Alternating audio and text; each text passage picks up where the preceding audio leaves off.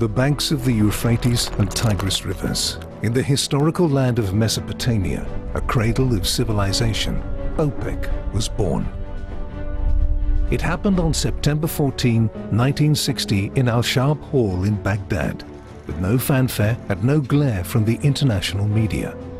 OPEC's development over the past 6 decades has not been a straight line, but with 60 years of institutional wisdom and a brilliant history, it is a mature, dependable, and essential partner in energy governance.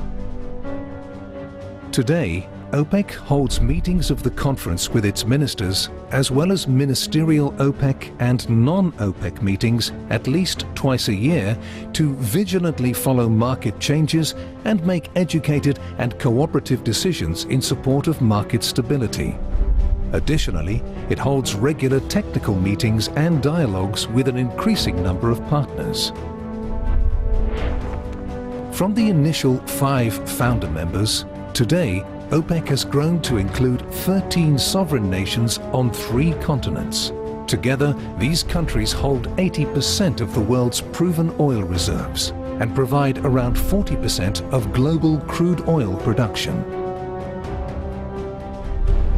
The impulse for OPEC came in response to the activities and practices of the 7 Sisters. These were large international oil companies dominated by the established industrial powers. Chevron, Exxon, Mobil, Texaco, Gulf, British Petroleum, and Royal Dutch Shell. Oil-producing countries relied on them for oil revenues and wanted to exercise their inalienable right to permanent sovereignty over their natural resources in the interest of their national growth and development. The formation of OPEC was, in this sense, a pioneering act. The real spark came after the powerful international oil companies decided to reduce the posted price for a barrel of oil without asking the host governments. This led to a very quiet meeting on the sidelines of the first Arab Petroleum Congress at the Mahdi Yacht Club in Cairo in April 1959 with representatives of OPEC's 5 founding members: Iran, Iraq, Kuwait, Saudi Arabia, and Venezuela.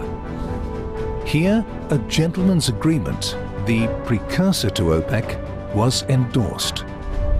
Few could predict the powerful impact this meeting would have on the future of the oil industry and indeed the world. Juan Pablo Perez Alfonso of Venezuela,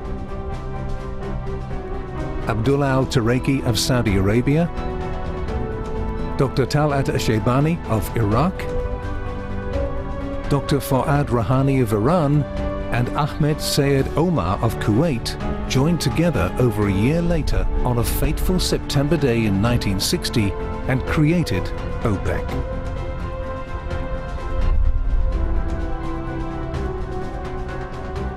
For its first 5 years, OPEC was headquartered in Geneva. But in 1965, it moved to elegant, historic Vienna.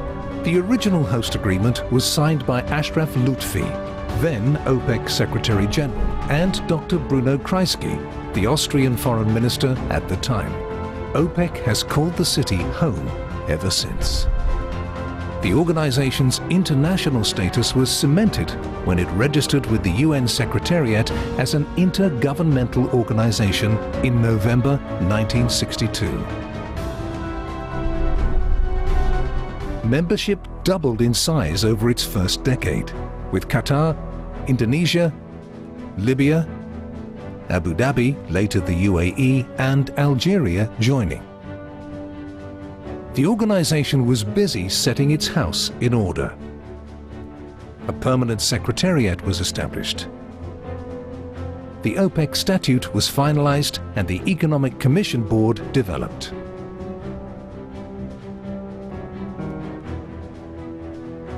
The 1960s were a time of startling advances in the world, and these were based primarily on crude oil. I want to show you something. There, stand right around there. This is the stuff we're drilling for, crude oil. Now, finding it isn't easy. Sometimes we drill deeper than 4 miles and still come up empty-handed. Isn't the oil in big lakes underground? I wish it were. National oil companies were born and became increasingly important. OPEC rose to prominence in the 1970s. The new decade marked a turning point in the history of the oil industry, with repercussions well beyond the energy sector. Landmark agreements were signed which defined a fundamental realignment of the oil industry, resulting in a new international order. By the middle of the decade, member countries had taken into their hands all the effective levers of power in the production of crude oil. OPEC was on the map. In 1974, the International Energy Agency was established to guard against major disruptions in oil supply with the development of strategic stocks.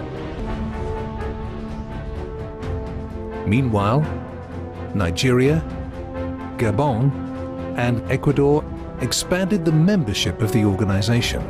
This full quota of 13 member countries would remain in place for 2 decades. The organization broadened its mandate with the first summit of heads of state and government in Algiers in 1975. This led to the adoption of a solemn declaration embodying many of the goals and objectives from the first decade and a half of the organization's existence. It also addressed the plight of poorer nations, calling for a new era of cooperation in international relations in the interests of world economic development and stability. To this end, it founded the current OPEC Fund for International Development in 1976. Meanwhile, the headquarters gained a more permanent home at the Obere-Donnerstrasse in Vienna in 1977, where it would stay for the next 32 years. For our member countries, the use of the word difficult to describe the present decade could be viewed as an understatement. The 1980s witnessed the destruction of many of our cherished dreams, that an orderly international oil market is fundamental to a stable world economy, and that such stability can only be achieved and sustained through cooperation among all the leading oil producers and consumers. The 1980s brought new market players, which led to an increased need for cooperation to achieve market stability. OPEC and non-OPEC dialogue witnessed an historic breakthrough. An institutional change came in the form of objective frameworks for oil pricing in the early 80s, which increased transparency. This included the OPEC reference basket. Meanwhile, in 1983, the first oil future on the New York Mercantile Exchange was established, creating a historical turnaround for the sector. The flourishing spot market became the real market for oil. Former OPEC Secretary General and icon of the oil industry, Francisco Parra, described the 1980s as pivotal years for the development of market prices that you could see, hear, touch, and feel. Environmental issues emerged on the international energy agenda during this decade. The movement would continue to gain in size and significance. Climate issues became ever more important, with the Rio Earth Summit in 1992 leading to an agreement on the Climate Change Convention, which would in turn lead to the Kyoto Protocol and later the Paris Agreement. OPEC no longer looked on inward challenges like sovereign rights, as it had in the 1960s and 1970s, or managing the backlash of the 1980s. The organization focused on the collective challenges that faced the global oil industry. There was a heavy emphasis throughout on the interdependence of producers and consumers, and the need to match security of supply with security of demand. Only in this way could there be sustained harmony, stability, and equity in the market to benefit all participants. This conciliatory mood prepared the ground for great leaps forward in producer-consumer dialogue over the decade.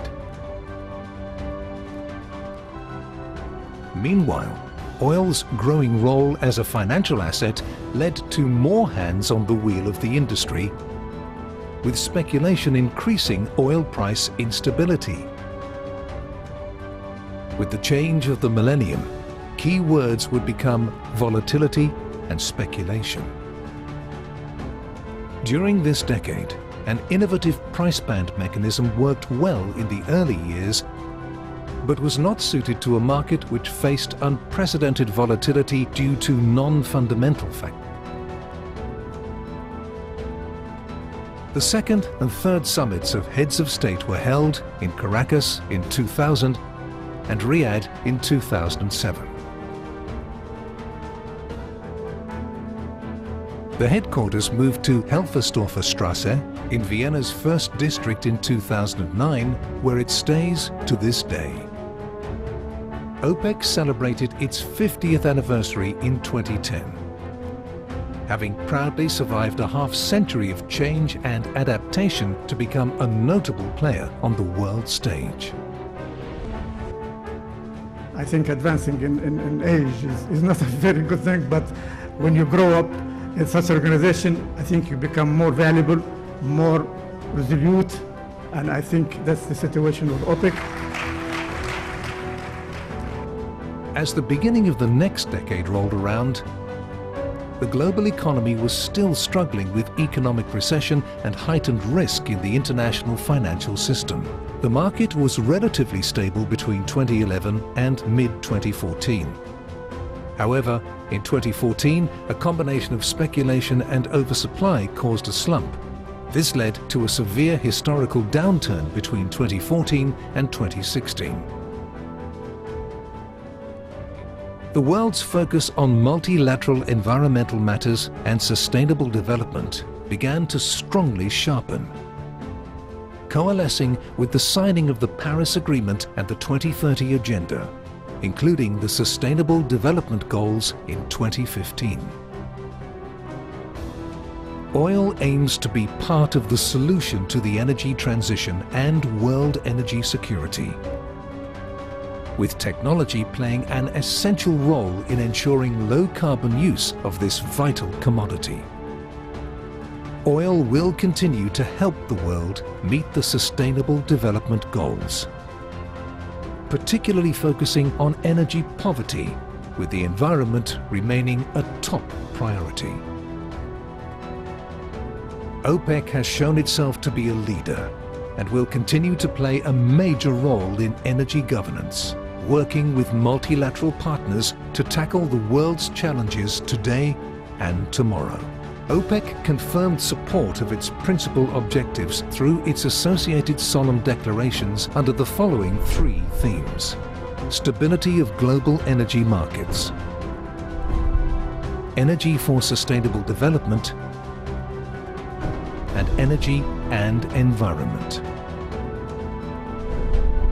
In response, a new era in OPEC and non-OPEC cooperation came about with the signing of the Declaration of Cooperation in December 2016 by 24 OPEC and non-OPEC oil-producing countries. The Declaration of Cooperation and its signatories transformed the oil market, bringing down a massive overhang in OECD commercial stock levels, which thus supported world economic growth. The latest milestone in this unique collaboration was reached in July 2019 with the signing of the Charter of Cooperation, which provides a long-term framework for the partnership. The emergence of a pandemic in early 2020 emphasized the need for the Declaration of Cooperation. Extreme destruction of up to a third of total oil demand followed worldwide lockdown efforts, which severely restricted the movement of people and closed down businesses. OPEC and its partners once again came through with an unprecedented production adjustment, both in amount and in length. In addition, the shock led other large, previously uninvolved producers and world leaders to join in the conversation, offering support for the work of OPEC.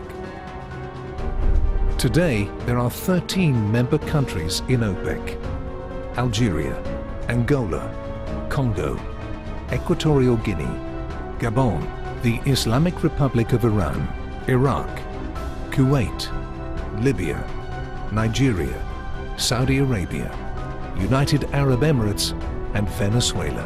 Since 2016, they work regularly together with their non-OPEC counterparts in the Declaration of Cooperation to address market stability and increasingly technical and other issues. OPEC has shown itself to be a leader and will continue to play a major role in energy governance, working with multilateral partners to tackle the world's challenges today and tomorrow. The organization has played a large role in the creation of a new world and modern society over the past 60 years by ensuring the supply of petroleum. We believe the best years are yet to come. For the future of our planet and development for all, OPEC will be there as an important instrument of change.